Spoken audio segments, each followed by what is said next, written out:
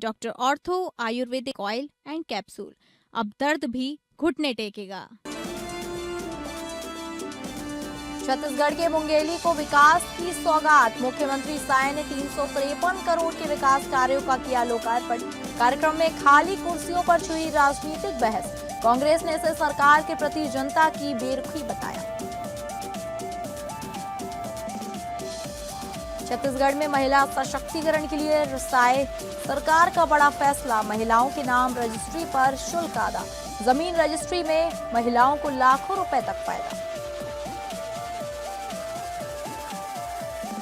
रांची नगर निगम ने राष्ट्रीय स्तर पर हासिल की बड़ी उपलब्धि। जीआईएस आधारित एसेट मैपिंग कार्य में मिली बड़ी सफलता। भारत सरकार से झारखंड को मिली 5 करोड़ रुपए की प्रोत्साहन राशि।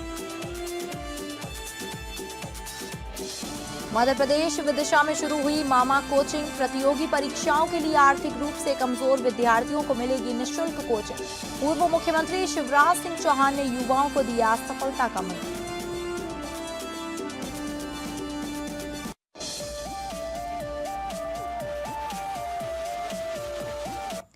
नमस्कार, आप सभी का स्वागत है स्टेट लाइव में और मैं हूं आपके साथ अंकिता सिंह। स्टेट लाइव की शुरुआत करेंगे छत्तीसगढ़ की खबरों का रुख करके। जब मुंगेली दौरे पर पहुंचे मुख्यमंत्री विष्णुदेव साय ने जिले को 353 करोड़ रुपए से ज्यादा के विकास कार्यों की सौगात दी। 414 विकास कार्यों का लोकार्पण और शिलान्यास किया गया, लेकिन कार्यक्रम स्थल पर कई कुर्सियां खाली नजर आईं, जिसे लेकर राजनीतिक चर्चा तेज हो गई है।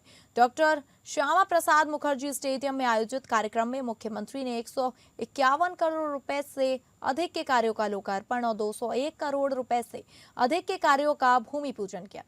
इसके साथ ही छात्रावास विस्तार और रानी वीरांगना की प्रतिमा स्थापना की घोषणा भी की गई। हालांकि कार्यक्रम के दौरान कई कुर्सियां खाली दिखी और कुछ लोग बीच में जाते नजर आए। विपक्ष ने इसे जनता की बेरुखी बताया, जबकि भाजपा नेताओं ने कार्यक्रम को ऐतिहासिक और विकास के लिए बड़ा कदम बताया है।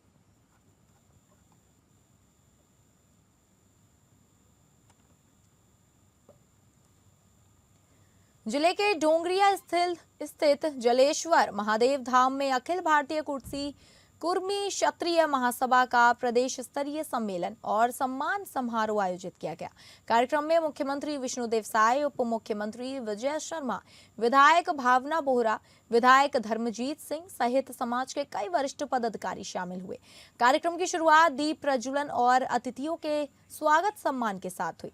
इस दौरान समाज के पदाधिकारियों ने मुख्यमंत्री के सामने नवा रायपुर या वीआईपी रोड क्षेत्र में कुर्मी समाज के लिए 2 एकड़ जमीन सामाजिक कार्यक्रमों के लिए बस और जलेश्वर महादेव धाम के विकास की मांग रखी।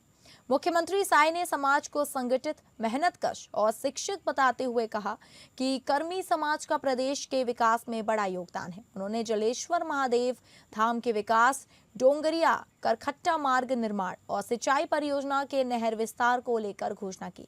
मुख्यमंत्री ने कहा कि छत्तीसगढ़ को विकसित राज्य बनाने में हर समाज की भागीदारी जरूरी है। वहीं उप मुख्यमंत्री विजय शर्मा और विधायक भावना बोहरा ने भी समाज की एकता, युवाओं की दिशा और क्षेत्रीय विकास को लेकर अपनी बात रखी।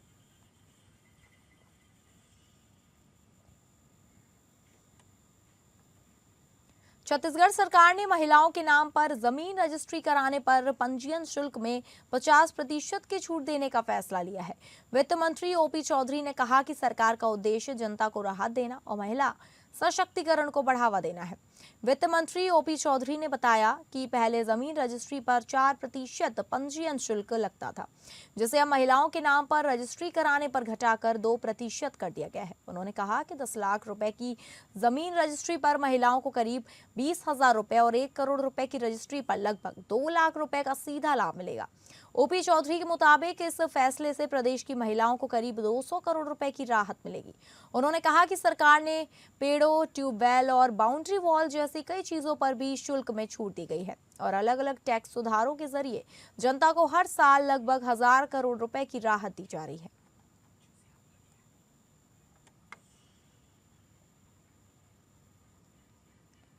गौरेला पेंड्रा मरवाही जिले के गौरेला जनपद पंचायत स्थित विकसित भारत गारंटी फॉर रोजगार एंड आजीविका मिशन यानी कि बीबीजी रामजी योजना के कार्यालय में भ्रष्टाचार का मामला सामने आया है। जनपद पंचायत के तकनीकी सहायक तरुण ताम्रकार पर रिश्वत लेने का गंभीर आरोप लगा है। मामले का एक कथित वीडियो सोशल मीडिया पर तेजी से वायरल हो रहा है, जिसमें विभाग में हड़कंप मच गया है। पूर्व आवास मित्र हेतराम राठौड़ ने आरोप लगाया कि पशु शेड के मूल्यांकन के बदले तकनीकी सहायक ने उनसे 5,000 रुपए रिश्वत की मांग की थी। पीड़ित का दावा है कि जनपद पंचायत कार्यालय की छत पर 4,000 रुपए दिए गए थे, जिसका वीडियो भी बनाया गया। वायरल वीडियो में कथित तौर पर रुपए लेते हुए दृश्य दिखाई देने की बात कही जा रही है। हेतराम राठौर का आरोप है कि पैसे देने के बावजूद उनकी फाइल लंबे समय से लंबित रखी गई है और उन्हें काम पूरा नहीं किया जा रहा है। मामले के सामने आने के बाद विभागीय हलकों में चर्चा तेज हो गई है और सबकी नजर प्रशासनिक कार्यवाही पर टिकी है। हालांकि चैनल वायरल वीडियो की पुष्टि नहीं करता है।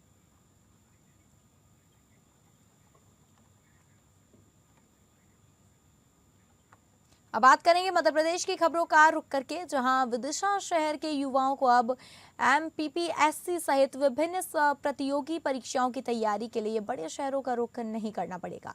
विदिशा की इंद्रप्रस्थ कॉलोनी में मामा कोचिंग का शुभारंभ किया गया।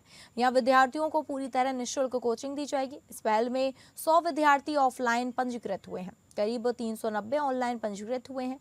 कार्यक्रम में पहुंचे केंद्रीय कृषि मंत्री शिवराज सिंह चौहान ने कहा कि जीवन में लक्ष्य तय कर निरंतर मेहनत करने से मंजिल जरूर मिलती है। उन्होंने कहा कि उन्होंने भी अपने जीवन के लिए रोड मैप बनाया, उसी पर चलकर सफलता हासिल की।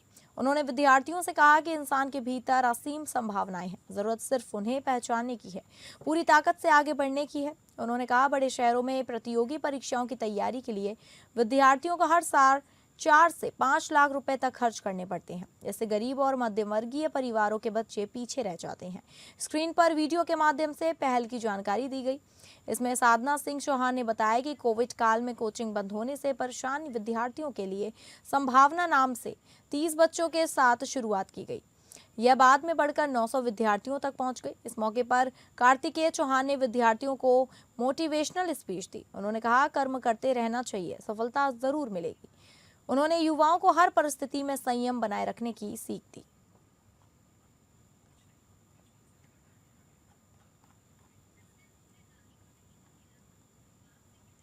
अब बात करेंगे झारखंड की खबरों का रुख करके, जहां रांची नगर निगम ने GIS आधारित एसेट मैपिंग कार्य में बड़ी उपलब्धि हासिल करते हुए पूरे देश में अपनी पहचान बनाई है, जिसके तहत भारत सरकार के आवासन एवं शहरी कार्य मंत्रालय द्वारा संचालित special assistance to states for capital investment 2025 to 2026 योजना के अंदर आने वाले अर्बन प्लानिंग रिफॉर्म्स के लिए झारखंड को 5 करोड़ रुपए की प्रोत्साहन राशि स्वीकृत की गई है। आपको बता दें कि उपलब्धि रांची नगर निगम द्वारा अपने नगर परिसंपत्तियों यानी कि म्युनिसिपल एसेट्स की GIS आधारित मैपिंग के साथ शहरी क्षेत्रों में सरकारी भूमि के डिजिटल इन्वेस्ट्री निर्माण कार्य को सफलतापूर्वक पूरा किए जाने के परिणाम स्वरूप प्राप्त हुई है। वहीं रांची नगर निगम ने यह कार्य झारखंड स्पेस एप्लीकेशन सेंटर के तकनीक सहयोग से किया, जिसके अंतर्गत निगम की विभिन्न परिसंपत्तियों, भवनों, बाजारों, कार्यालयों, बस टर्मिनलों, सामुदायिक भवनों एवं अन्य शहरी संपत्तियों को GIS प्लेटफॉर्म पर डिजिटल रूप से चिन्हित एवं मैप किया गया। जानकारी के अनुसार भारत सरकार द्वारा किए गए मूल्यांकन में इस कार्य को अर्बन गवर्नेंस रिफॉर्म के अंतर्गत सराहा गया और इसके आधार पर राज्य को 5 करोड़ रुपए की प्रोत्साहन राशि के लिए पात्र माना गया और ये राशि नगर विकास एवं आवास विभाग झारखंड सरकार को दी जाएगी। बहरहाल इस पहल से भविष्य में शहरी परिसंपत्तियों के बेहतर प्रबंधन, निगरानी, राजस्व वृद्धि, योजना निर्माण एवं पारदर्शी प्रशासन को बढ़ावा मिलेगा। साथ ही GIS आधारित डेटा भविष्य की स्मार्ट सिटी एवं डिजिटल गवर्नेंस परियोजनाओं के लिए भी उपयोगी सिद्ध होगा। बताते चले कि रांची नगर निगम ने इस उपलब्धि के लिए नगर विकास एवं आवास विभाग, झारखंड स्पेस एप्लीकेशन सेंटर एवं इस कार्य से जुड़े सभी पदाधिकारियों एवं कर्मियों के प्रति आभार भी व्यक्त किया है।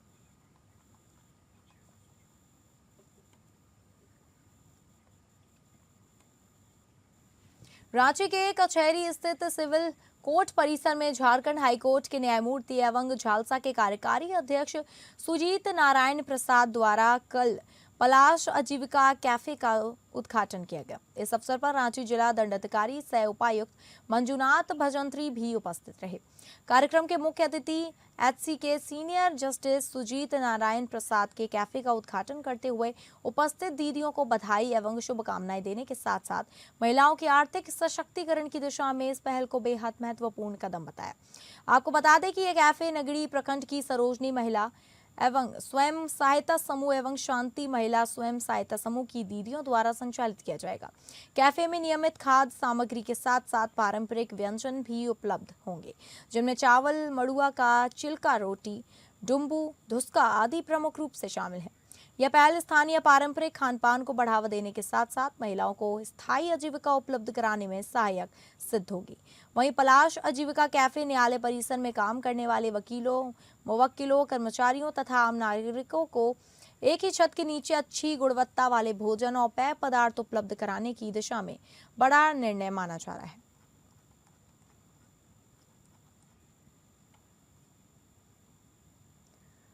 पाकुड़ जिले में बीते 1 मई की रात को पाकुड़िया थाना अंतर्गत ग्राम रामघाटी में मनोज कुमार भगत नामक एक व्यक्ति के घर में करीब 7 से 8 लाख रुपए के सामान और नकदी की चोरी की घटना हुई, जिसकी सूचना मिलने पर पाकुड़ एसपी अनुदीप सिंह के निर्देश पर महेशपुर के अनुमंडल पुलिस पदाधिकारी के नेतृत्व में एसआईटी का गठन किया गया। सूचना के अनुसार गठित टीम ने छापेमारी के साथ जरूरी कार्रवाई करते हुए पाकुड़िया थाना क्षेत्र अंतर्गत ग्राम खक्सा के पास एक थार गाड़ी को रोकने का प्रयास किया गया। हालांकि पुलिस को देखकर उस वक्त थार गाड़ी से उतरकर करीब 4 लोग भागने लगे, जिसमें से मिहिर ठाकुर नाम के एक अपराधी कर्मी को पश्चिम बंगाल से खदेड़कर पकड़ा गया, जिसके पास से एक देसी कट्टा, 2 जिंदा गोली और एक मोबाइल बरामद कर जब्त कर लिया गया। वहीं थार गाड़ी की तलाशी लेने पर उसमें हाइड्रोलिक कटर, 2 पेचकस, एक हाथ लंबा लोहे या स्टील का पाइप, 2 छोटा सबल पाया गया। उन्हें पुलिस से विधिवत जब्त किया गया। इसके साथ ही पकड़े गए अपराधी के अपराध स्वीकारोक्ति बयान एवं निशानदेही पर मनोज कुमार भगत के घर में चोरी किए गए 2,50,000 रुपए में से 51,000 रुपए और चोरी किए गए जेवरात में से चांदी का 3 सिक्का बरामद किया गया। वहीं गिरफ्तार अपराधी सहित फरार अपराधियों के खिलाफ विभिन्न थानों में कुल 22 कांड दर्ज किए गए हैं, जिसकी सूचना साथ संलग्न है।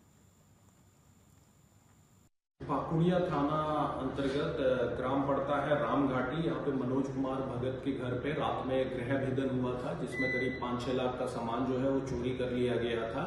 इसी क्रम में सूचना संकलन में पता चला कि एक संदिग्ध गाड़ी जो है जिसमें कुछ अपराधकर्मी हो सकते हैं, ये पाकुड़िया थाना क्षेत्र में घूम रही है। एसआईटी के द्वारा तुरंत इस गाड़ी को इंटरसेप्ट किया गया। तो जैसे ही इंटरसेप्ट किया गया, इसमें से 4 अपराधकर्मी जो है भागने का प्रयास किए उतर के, जिसमें से एक को पुलिस के द्वारा दौड़ा के पकड़ा गया है। उसके पास से हथियार मिला है, गाड़ी में जो है गृह भेदन के काफी सामान मिले हैं। खबरों के सिलसिले में आगे बढ़ेंगे और बात करेंगे बिहार की खबरों का रुख करके। पटना में शांतिपूर्ण तरीके से प्रदर्शन कर रहे बेरोजगार युवाओं पर पुलिस द्वारा लाठीचार्ज के खिलाफ बिहार के मुख्यमंत्री सम्राट चौधरी का भागलपुर में एसएससीआई के छात्र संगठनों ने पुतला दहन किया। पटना की सड़कों पर टीआरई 4 के विज्ञापन की मांग को लेकर बेरोजगार युवा प्रदर्शन कर रहे थे। वहीं प्रदर्शनकारियों पर पटना की पुलिस द्वारा बेरहमी से पिटाई कर अत्याचार करने जैसे गंभीर आरोप अभ्यर्थी ने सरकार पर लगाए हैं। वहीं पटना में किए गए अभ्यर्थी की पिटाई एवं अत्याचार को लेकर भागलपुर में छात्र आक्रोशित हो गए हैं, जहां तिलक मांझी भागलपुर विश्वविद्यालय भागलपुर के मुख्य प्रवेश द्वार पर सूबे के मुख्यमंत्री सम्राट चौधरी का पुतला दहन कर सरकार के खिलाफ जमकर नारेबाजी की गई। इस दौरान एसएससीआई के विश्वविद्यालय अध्यक्ष लालू यादव ने कहा कि बिहार की सरकार निरंकुश हो गई है। जब बेरोजगार छात्र रोजगार की मांग को लेकर शांतिपूर्ण तरीके से सड़क पर उतरते हैं तो उनके जवाब में सरकार रोजगार की जगह लाठियां बरसाती है।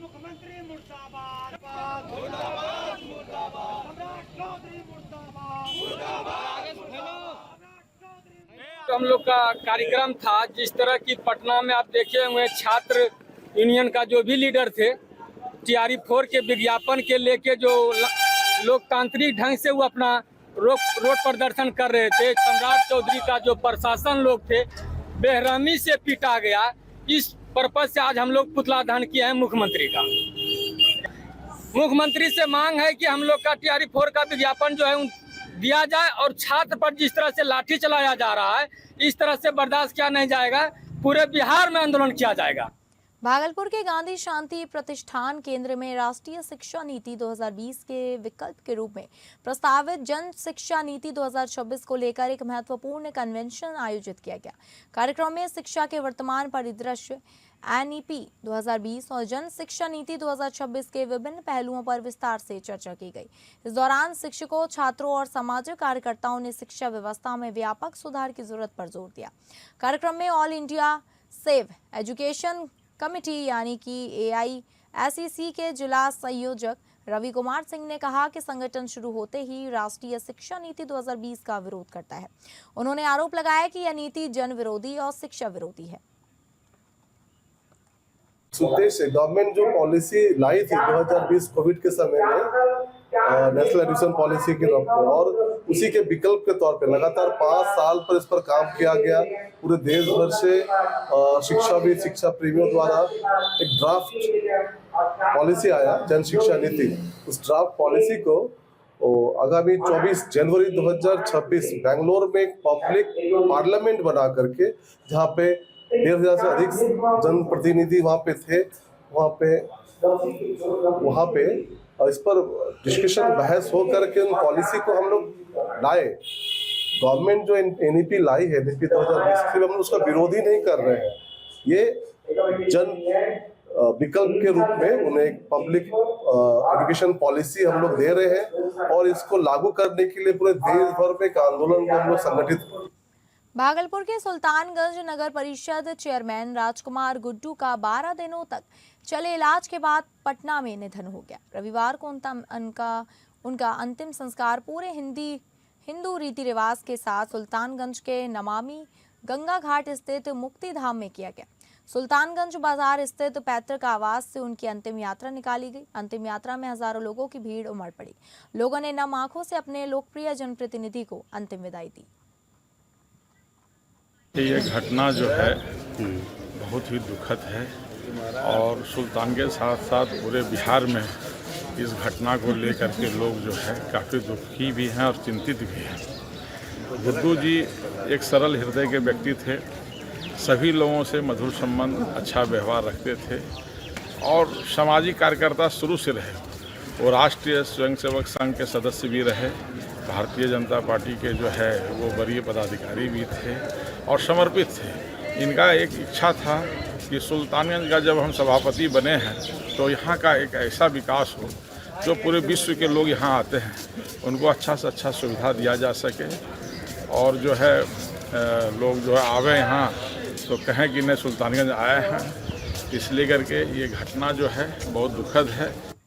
अब बात करेंगे महाराष्ट्र की खबरों का रुख करके, जहां शरद चंद्र पवार राष्ट्रवादी कांग्रेस पार्टी की उल्हासनगर जिलाध्यक्ष सीमा आहूजा ने पदभार संभालते ही संगठन को मजबूत करने और शहर की समस्याओं के समाधान के लिए सक्रियता से काम करने की बात कही। पदभार ग्रहण करने के बाद सीमा आहूजा ने कहा कि जब किसी को कोई जिम्मेदारी मिलती है तो उसे पूरी जिम्मेदारी और समर्पण के साथ निभाना चाहिए। उन्होंने कहा कि किसान मेहनत करता है लेकिन कई बार उसका लाभ कोई और ले जाता है। इसके बावजूद जब जिम्मेदारी सौंपी गई है तो शहर और जनता के हित में पूरी निष्ठा से काम करना उनका कर्तव्य है।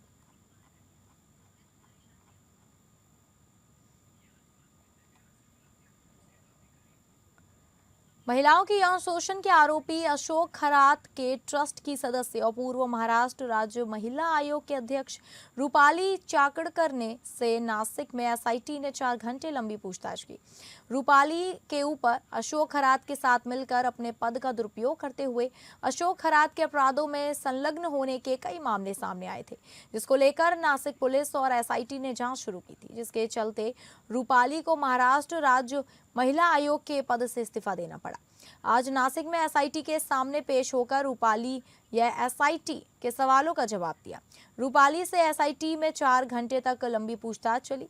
रूपाली से पूछताछ के बाद रेपिस्ट अशोक खरात की और भी मुश्किलें बढ़ सकती हैं।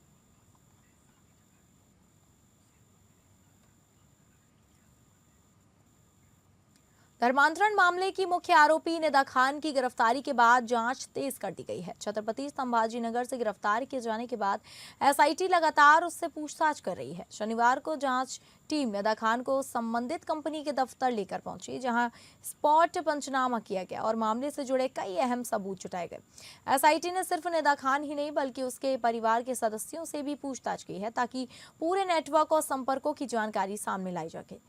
जांच एजेंसियां ये पता लगाने की कोशिश कर रही हैं कि इस मामले में और कौन कौन लोग शामिल हैं और किस स्तर पर गतिविधियां संचालित की जा रही थी।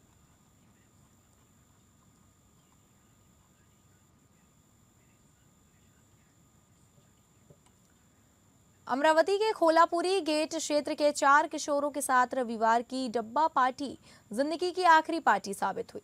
इंस्टाग्राम पर सर्च कर चुने गए माडी रोड स्थित गोडे कॉलेज के सामने वाले घात खेड़ा तालाब परिसर में घूमने गए 10 युवक युवतियों में से 4 की तालाब में डूबने से दर्दनाक मौत हो गई। इस घटना से पूरे अमरावती शहर में शोक की लहर फैल गई है। रविवार दोपहर नरेंद्र सहदेव जोशी अपने ऑटो से बच्चों को डब्बा पार्टी के लिए तालाब परिसर में छोड़कर गए थे। दोपहर करीब 1:30 बजे सभी ने तालाब किनारे बैठकर भोजन किया और उसके बाद सेल्फी और ग्रुप फोटो लेने का सिलसिला शुरू हुआ। किसी को अंदाजा भी नहीं था कि ये खुशी के पल 4 बच्चों की जिंदगी के आखिरी पल साबित होंगे। दोपहर करीब 2 बजे नंदिनी बालू कांकड़े को छोड़कर बाकी 9 युवक युवतियां तालाब में उतरे। इसी दौरान 12 वर्षीय आदित्य जोशी तालाब के कीचड़ में फंसकर डूबने लगा। उसे बचाने के लिए उसकी बहन सोनाली, रिश्तेदार पायल पंडित और यश काकड़े पानी में उतरे, लेकिन पानी की गहराई और कीचड़ का अंदाजा नहीं लगने से चारों एक के बाद एक डूब गए। घटना की जानकारी मिलते ही ग्रामीणों, पुलिस और बचाव दल ने मौके पर पहुंचकर राहत कार्य शुरू किया। कार्तिक मकेश्वर ने लकड़ी का सहारा लेकर आंचल नामक लड़की की जान बचाई। पुलिस ने आकस्मिक मृत्यु का मामला दर्ज कर जांच शुरू कर दी।